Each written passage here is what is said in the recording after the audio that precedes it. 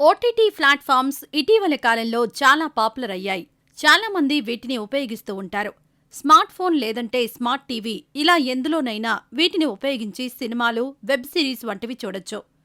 ప్రస్తుతం Amazon prime, Netflix దగ్గర నుంచి హాట్‌స్టార్, డిస్నీ వరకు చాలా వరకు ఓటీటీ ప్లాట్ఫామ్స్ అందుబాటులో ఉన్నాయి. ఎలాంటి ఫిక్స్డ్ కేబుల్ ఆపరేటర్తో పని లేకుండా సులభంగానే ఓటీటీ ప్లాట్ఫామ్స్ ద్వారా వీడియో కంటెంట్ పొందొచ్చు. ఓటీటీ ప్లాట్ఫామ్స్ సాధారణంగా 2 రకాలుగా కంటెంట్ పొందుతాయి. సొంతంగా మూవీస్ లేదంటే వెబ్ సిరీస్ వంటివి తీస్తాయి. దీనికి కూడా కోట్లలో కావాలి. అలాగే సినిమా ప్రొడ్యూసర్ల దగ్గర నుంచి స్ట్రీమింగ్ రైట్స్ పొందుతాయి. దీనికి కూడా పెద్ద మొత్తం అవసరమవుతుంది.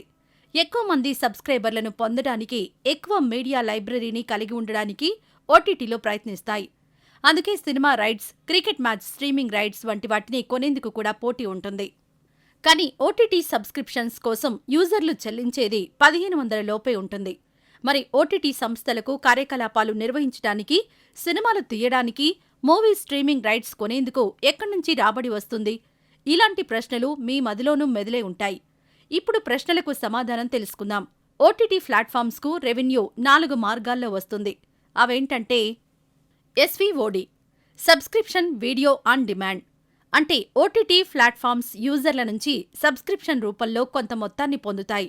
Netflix, Amazon Prime, Sony LIV వంటి పలు రకాల ఓటీటీ ప్లాట్ఫామ్స్ ప్రధానంగా ఈ విధానాన్ని అనుసరిస్తాయి. AVOD, advertising video on demand. ఈ విధానంలో యాడ్స్ ద్వారా ఓటీటీ ప్లాట్ఫామ్స్ డబ్బులు పొందుతాయి. బ్రాండ్లు, కంపెనీల నుంచి యాడ్స్ తీసుకొని వాటిని వాటి ప్లాట్ఫామ్స్లో డిస్ప్లే చేస్తాయి. దీని ద్వారా వీటికి డబ్బులొస్తాయి.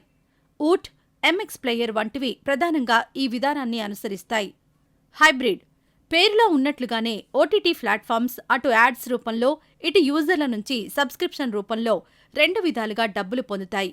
హాట్‌స్టార్, డిస్నీ, జీ5 వంటివి ఈ బిజినెస్ మోడల్ను అనుసరిస్తాయి. టీవీఓడి, ట్రాన్సాక్షన్ వీడియో ఆన్ డిమాండ్. ఈ బిజినెస్ మోడల్లో యూజర్లకు 2 రకాల స్ట్రీమింగ్ ఆప్షన్లుంటాయి. సబ్స్క్రైబర్లు వారి అవసరాలకు అనుగుణంగా నచ్చిన దాన్ని చూజ్ చేసుకోవచ్చు. Apple iTunes, Amazon video store, Skybox office వంటివి ఈ మోడల్ను అనుసరిస్తాయి. ప్రస్తుతం దేశంలో వివిధ రకాల ప్లాట్ఫామ్స్ అందుబాటులో ఉన్నాయి. ఇవి వాటికి నచ్చిన బిజినెస్ మోడళ్లను అనుసరిస్తూ వివిధ సబ్స్క్రిప్షన్ ప్లాన్స్ను అందుబాటులో ఉంచాయి. ఇలా డబ్బులు సంపాదిస్తున్నాయి. ఉదాహరణకు అమెజాన్ ప్రైమ్ తీసుకుంటే ఇది ఎస్వీఓడి, టీవీఓడి హైబ్రిడ్ బిజినెస్ మోడళ్లను అనుసరిస్తోంది. ప్రపంచవ్యాప్తంగా చూస్తే అమెజాన్ ప్రైమ్ సబ్స్క్రైబర్ల సంఖ్య 20 కోట్లకు పైమాటే.